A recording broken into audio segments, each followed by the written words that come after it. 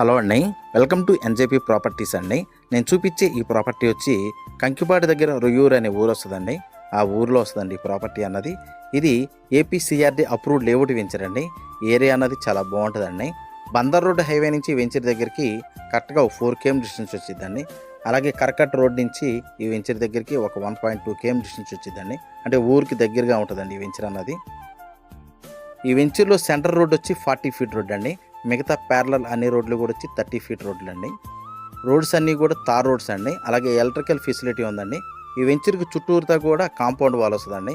Main entrance వచ్చి arch వచ్చి gate వస్తుందండి. డ్రైనేజ్ వర్క్స్ కూడా అంతా కంప్లీట్ అయిపోయిందండి. ఈ వెంచర్లో స్టార్టింగ్ వచ్చి 2.5 సెంట్ల నుంచి స్టార్టింగ్ ఉందండి.